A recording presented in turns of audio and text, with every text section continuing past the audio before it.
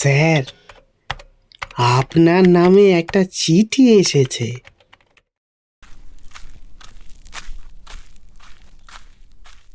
কিরে নবারুণ, আজ থেকে কি হোয়াটসঅ্যাপে ধর্মঘট শুরু হলো নাকি? এই যুগেও মানুষ চিঠি লেখে? প্রাগৈতিহাসিক প্রথা যাকে বলে।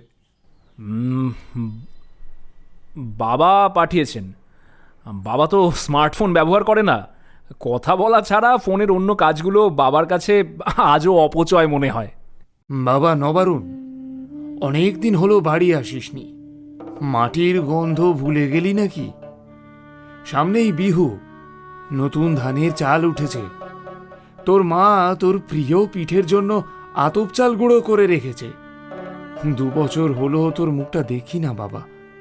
দেখ না, যদি অফিসের ছুটি পাস তবে উৎসবের সময় একটু বাড়ি থেকে ঘুরে যা। ইতি, তোর বাবা। সত্যি, দেখতে দেখতে দুটো বছর কেটে গেল, গ্রামকে দেখি না। বন্ধুদের সেই হাসি আড্ডা, বিকেলের ওই নদীর পার, আর মায়ের আদর, সবকিছু যেন কত প্রাণবন্ত ছিল।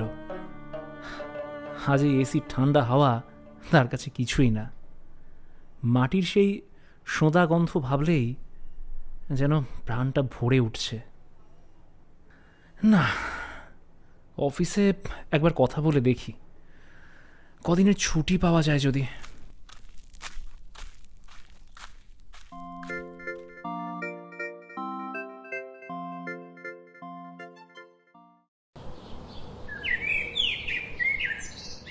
কি ব্যাপার, কফিতেও কি অফিসের ফাইল ভাসছে? মনটা কোথায় তোমার? না, মানে আজ বাড়ির থেকে বাবা চিঠি লিখেছেন, বিহুর উৎসবে বাড়ি যেতে বলছেন। ভাবছি কদিন ছুটি নিয়ে গ্রাম থেকে ঘুরে আসব। গ্রাম? এই সময়? ওকে, যাচ্ছ যাও, তবে আমাদের বিয়ের কথাটা কিন্তু মাথায় রেখো। আর তোমার বাড়িতেও জানিয়ে দাও। আমার ড্যাডির তো একটাই শর্ত, তুমি জানো তো সেটা? জানি, শহরে একটা নিজের বাড়ি। শুধু বাড়ি নয় নবারুণ, ওটা আমাদের স্ট্যাটাস। আমার ড্যাডি মাম্মি চান না বিয়ের পর আমি কোনো ভাড়া বাড়িতে থাকি। তুমি যাওয়ার আগে আমাদের এই ফ্ল্যাট কেনার ব্যাপারটা পাকা করে যাও, না হলে ওরা বিয়ের কথা এগোতেই দেবে না। আর তুমি তো জানো আমি তোমাকে ছাড়া অন্য কাউকে বিয়ে করতে পারবো না। সৃজা, শহরে একটা ফ্ল্যাট কেনা মানে কয়েক কোটি টাকার ধাক্কা। আমি হুট করে কোথা থেকে মানে? ওকে, শুনেছি তোমাদের গ্রামে অনেক জমি জমা আছে, আর তুমি তো তোমার বাবার একমাত্র সন্তান। অত জমি দিয়ে উনি করবেনটা কি?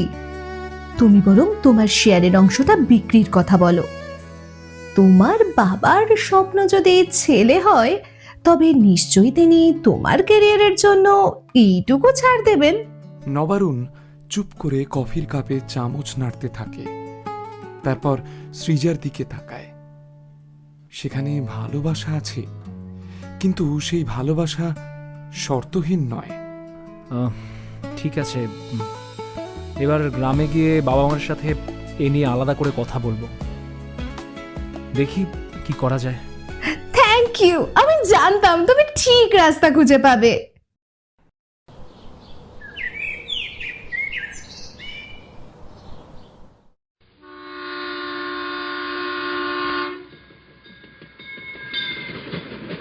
এই নদীটা কি ছোট হয়ে গেছে, নাকি আমি বড় হয়ে যাওয়ার পরে সবকিছুই ছোট দেখাচ্ছে?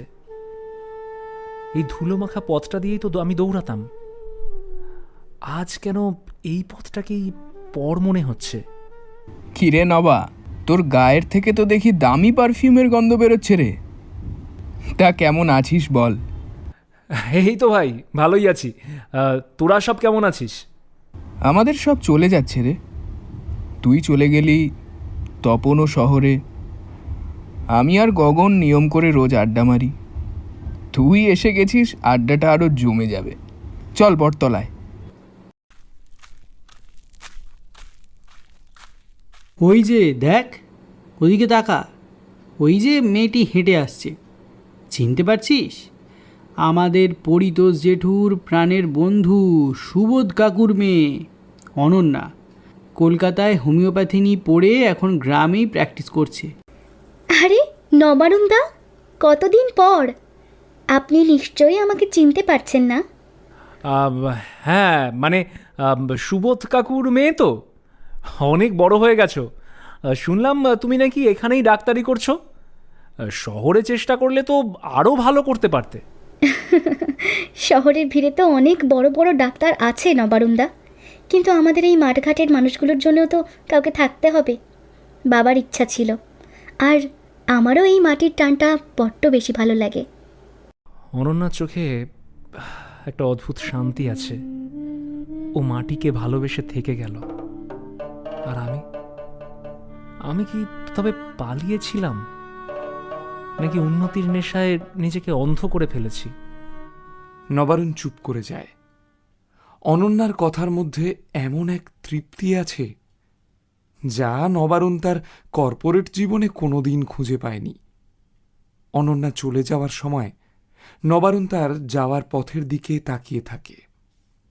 বিহু মহিলারা নতুন ধান আর পিঠের ডালি সাজিয়ে বসেছে। ঢাক বা ঢোলের শব্দে আকাশ মুখরিত। ঝলমলে রোদ গরম হাওয়া মাঠে বাজে ঢোলের তান। ঝলমলে রোদ গরম হাওয়া মাঠে বাজে ঢোলের তান। বিহুর সুরে নাচে মনটা, খুশিতে ভরে সারা প্রাণ। বিহু এলো নাচো সবাই। পরিতোষবাবু আর অন্নপূর্ণা একপাশে দাঁড়িয়ে উৎসব দেখছে। তাদের পাশে অনন্যাও আছে। দেখো, অনন্যা মেয়েটা কত লক্ষ্মী। আমাদের নবারুণের পাশে ওকে কি দারুণ মানাবে না? মানানোর তো অনেক কিছুই ছিল গিন্নি, কিন্তু নবারুণ কি আর সেই চোখে গ্রামকে দেখছে? ওর মন তো পড়ে আছে ওই কাঁচ পাথরের শহরে। নবারুণ একটু দূরে দাঁড়িয়ে ফোনে সৃজার মেসেজ দেখছে। সৃজা লিখেছে, মা বাবার সাথে কথা বলেছ? তাড়াতাড়ি জানিও, ফ্ল্যাটটা হাতছাড়া হয়ে যাবে। নবারুণ ফোনটা পকেটে রেখে উৎসবের দিকে তাকায়। সবাই হাসছে, আনন্দ করছে, কিন্তু সে নিজেকে এক বিশাল দেওয়ালের ওপাশে অনুভব করে। নবারুণ, আর কত দেরি? ফ্ল্যাট বুকিং এর ডেডলাইন কিন্তু কাল। বাবাকে রাজি করালে তো? না হলে কিন্তু আমাদের এই সম্পর্কটার কোনো ফিউচার নেই।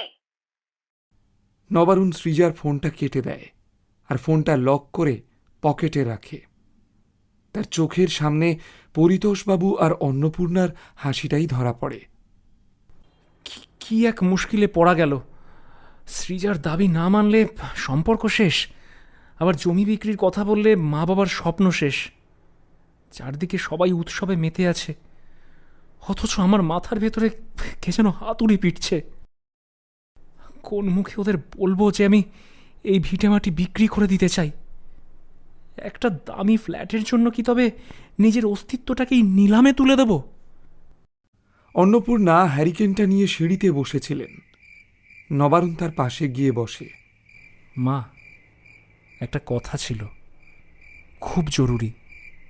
বল বাবা, তোর বাবার তো খুব ইচ্ছা তোকে নিয়ে একটা বড় কামারশালা বা আধুনিক কোনো কৃষি খামার করবে। তুই তো এগ্রিকালচার নিয়ে পড়েছিলিস, কত বুদ্ধি তোর।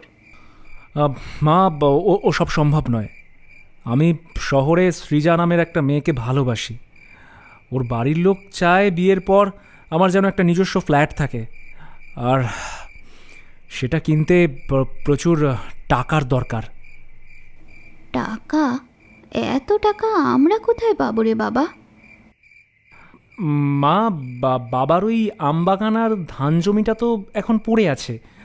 ওটা যদি দালালের মাধ্যমে বিক্রি করে দিই, তবে শহরে আমার একটা সুন্দর ঘর হবে, সৃজাও খুশি হবে। তুমি বাবাকে একটু বোঝাও না মা। আমি জানি বাবা তোমার কথা ফেলবে না। তুই তুই নিজের ঘরের জন্য বাবার ভিটে বেচতে বলছিস নবারুণ? যে জমি তোর মুখে অন্ন জুগিয়ে তোকে মানুষ করেছে। মা, আবেগের কথা রাখো। শহরের ফ্ল্যাটটাই বাস্তব, ওটা আমাদের ভবিষ্যৎ। প্লিজ বাবাকে বলো। অন্নপূর্ণা উঠে দাঁড়ান, চোখে জল। কোনো উত্তর না দিয়ে তিনি ঘরের ভেতরে চলে যান। নবারুণ বারান্দার খুঁটি ধরে একা দাঁড়িয়ে থাকে। মার চোখে জল দেখলাম। জীবনে এই প্রথম মা আমার মুখের ওপর কোনো উত্তর না দিয়ে চলে গেলেন। আমি কি তবে সত্যি বদলে গেছি? আমি কি সত্যি একটা অপরাধী? কিন্তু সৃজাকে তো আমি কথা দিয়েছি। এই দোটানা আমাকে পাগল করে দেবে। পরিতোষবাবু জানলার বাইরে অন্ধকার মাঠের দিকে তাকিয়ে আছেন। অন্নপূর্ণা পাশে এসে দাঁড়ান। ও যা বলছে সেটা কি একেবারেই অসম্ভব? ছেলেটা শহরে একটু মাথা গোঁজার ঠাঁই চাইছে। ওর তো একটা ভবিষ্যৎ আছে, একটা সম্পর্ক আছে। জমিটা তো শুধু মাটি নয় অন্নপূর্ণা, ওটা আমার আত্মা। নবারুণকে যখন এগ্রিকালচার পড়িয়েছিলাম, ভেবেছিলাম ও এই মাটিতে নতুন প্রাণ আনবে, আর ও আজ সেই প্রাণটাকেই বিক্রি করে দিতে চাইছে। ও তো আধুনিক ছেলে, ও মাটির মায়া বোঝে না। কিন্তু ওর সুখের জন্য কি আমরা এটুকুও করতে পারি না? জমি বেচলেই কি ও সুখী হবে? খাঁচার পাখি কি কোনোদিন আকাশের সুখ পায়? ঠিক আছে, কাল সকালে ওকে আমার সাথে একবার মাঠে যেতে বলো। যা সিদ্ধান্ত নেওয়ার কাল ও নিজেই নেবে।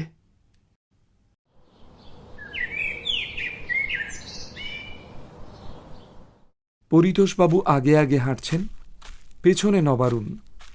নবারুণ তার দামি জুতো বাঁচিয়ে কাদা এড়িয়ে চলার চেষ্টা করছে। একটি বিশাল আম গাছের সামনে এসে পরিতোষবাবু থামলেন।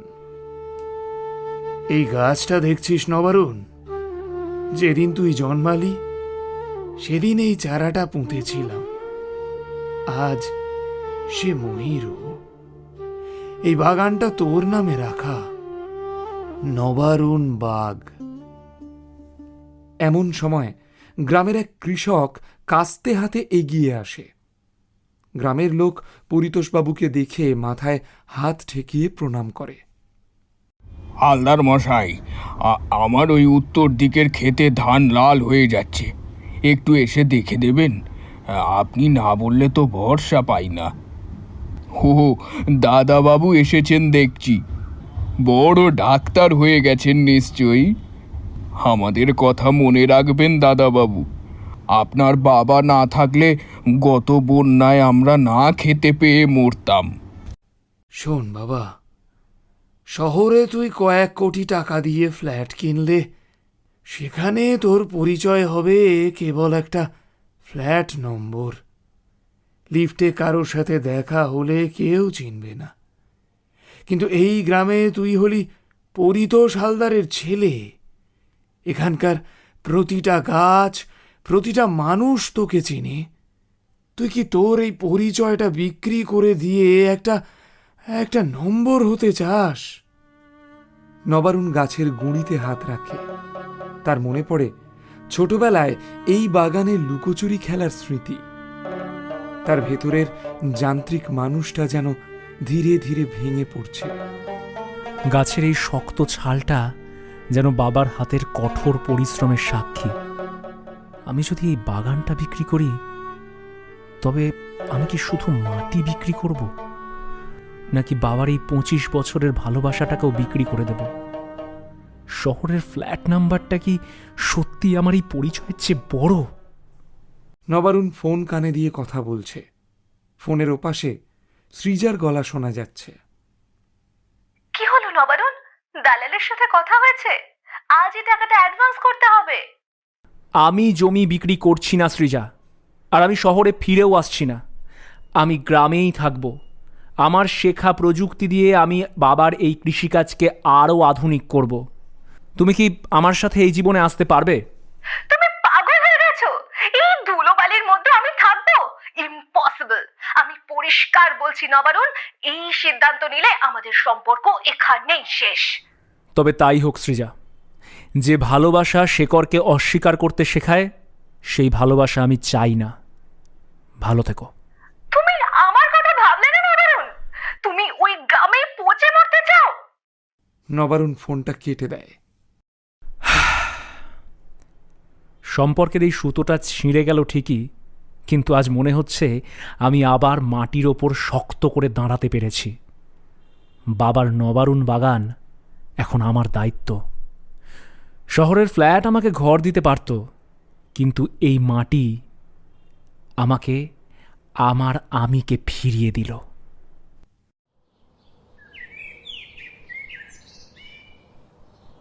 নবারুণ বারান্দা থেকে দেখে তার বাবা দূরে মাঠে জলের পাম্প ঠিক করছে। নবারুণ তার ল্যাপটপটা বের করে সেদিকে এগিয়ে যায়।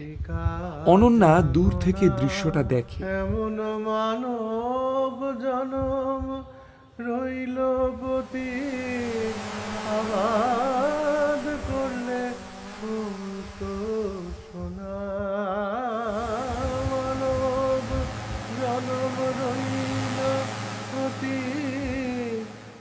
দর্শকের উদ্দেশ্যে প্রশ্ন, নবারুণ কি ঠিক কাজ করেছে?